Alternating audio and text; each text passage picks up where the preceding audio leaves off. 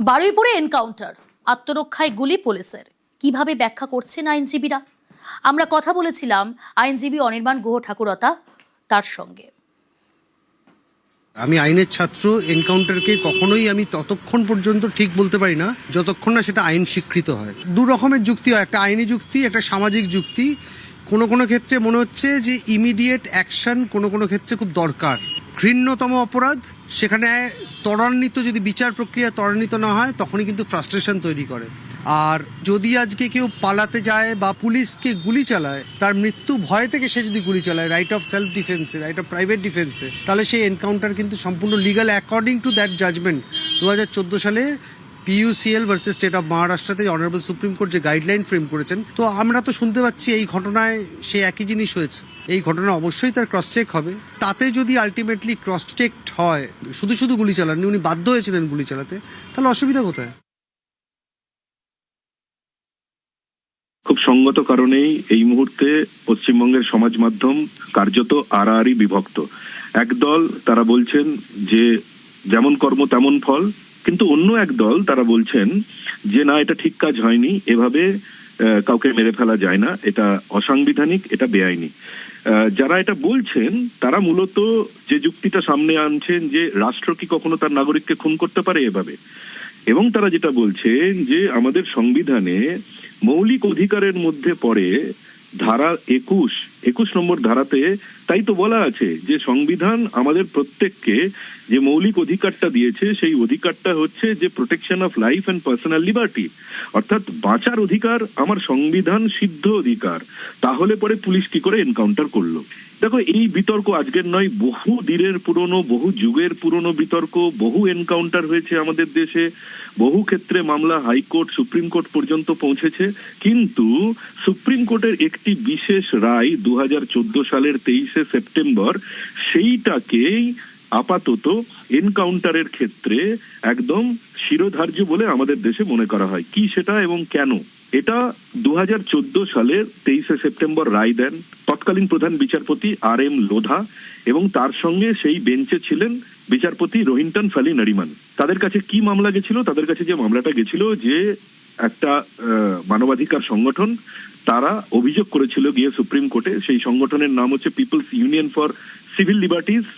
তারা মহারাষ্ট্র সরকারের বিরুদ্ধে সুপ্রিম কোর্টে গেছিল, গিয়ে অভিযোগ করেছিল যে হুজুর, মহারাষ্ট্রে 1995 থেকে 1997 সালের মধ্যে 99টা এনকাউন্টার করেছে মুম্বাই পুলিশ। 135 জন দুষ্কৃতী, অপরাধী, অভিযুক্ত যাই হোক না কেন, তাদেরকে এনকাউন্টারে মারা হয়েছে। এর বিচার চাই। কোন 135 জনকে মারা হলো তাদের বিস্তারিত বিবরণ জানতে হবে, প্রকাশ্যে আনতে হবে, এবং যে পুলিশ কর্মীরা ওই 99টি এনকাউন্টারে যুক্ত বলে জানা যাচ্ছে তাদের বিরুদ্ধে তদন্ত শুরু করতে হবে ভারতীয় আইন মেনে। তখন মামলার গুরুত্ব বুঝে প্রধান বিচারপতি নিজে মামলা শুনতে শুরু করলেন। জাতীয় মানবাধিকার কমিশনের বক্তব্য জানতে চাওয়া হলো, মহারাষ্ট্র সরকারের বক্তব্য জানতে চাওয়া হলো, কেন্দ্রীয় সরকারের বক্তব্য জানতে চাওয়া হলো। সমস্ত পক্ষের বক্তব্য শোনার পরে আদালত 16 দফা নির্দেশিকা জারি করলেন। কিন্তু সেই যে নির্দেশিকা তারা জারি করলেন, সেই নির্দেশিকা জারি করতে গিয়ে তারা ঠিক 2 বছর আগে অন্য একটি মামলার একটি রায়ের একটি অনুচ্ছেদের প্রসঙ্গ উল্লেখ করলেন। সেটাই কিন্তু আজকে রেলেভেন্ট, প্রাসঙ্গিক। এই যে ঘটনাটা ঘটেছে, কি বললেন? One cannot be oblivious of the fact that there are cases where the police who are performing their duty are attacked and killed. There is a rise in such incidents and judicial notice must be taken of this fact. In such circumstances, while the police have to do their legal duty of arresting the criminals, they have also to protect themselves. আদালত পরিষ্কার বলে দিল যে বহু ক্ষেত্রেই আমাদের নজরে আসছে যে পুলিশ তাদের কাজ করতে গেছে, পুলিশের উপর হামলা হয়েছে, পুলিশকে খুন করে দেওয়া হয়েছে, পুলিশকে মেরে ফেলা হয়েছে। তাহলে এরকম যদি পরিস্থিতি তৈরি হয়, পুলিশকে তো নিজেকে পুলিশের আত্মরক্ষা করার অধিকার আছে, এটাও তো আইনসম্মত অধিকার। তাহলে সেই রকম পরিস্থিতিতে পুলিশ আত্মরক্ষা করতে পারবে। যেমন এরকম একটা ঘটনা আমরা জানতে পারছি। অভিযোগ কি?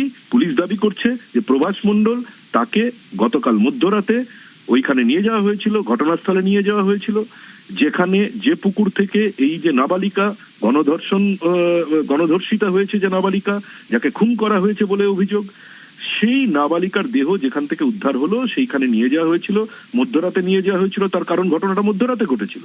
সেই কারণে পুনর্নির্মাণ যখন কোনো একটা অপরাধের করতে হয়, তাহলে পরে যখন ঘটনা ঘটেছিল, যে পরিস্থিতিতে ঘটেছিল, যে সময়ে ঘটেছিল, পুরোটাকে নির্মাণ করতে হয় আরো একবার, তাই পুনর্নির্মাণ।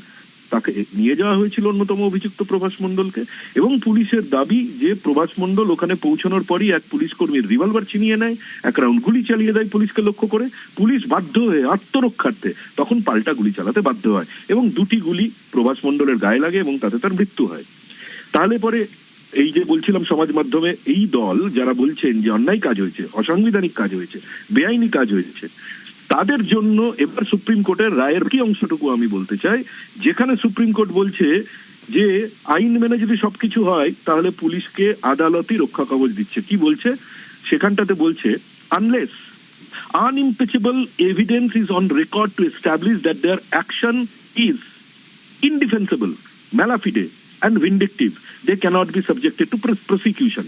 মানে আদালত বলছে যে পুলিশের যদি কুমতলব না থেকে থাকে, পুলিশের যদি কোনো খারাপ উদ্দেশ্য না থেকে থাকে, এবং পুলিশ যে এনকাউন্টারটা করলো সেই এনকাউন্টারটাকে পুলিশ যদি জাস্টিফাই করতে না পারে, তাহলে আলাদা ব্যাপার, তাহলে আইন মেনে বিচার হবে, সেই পুলিশেরও বিচার হবে।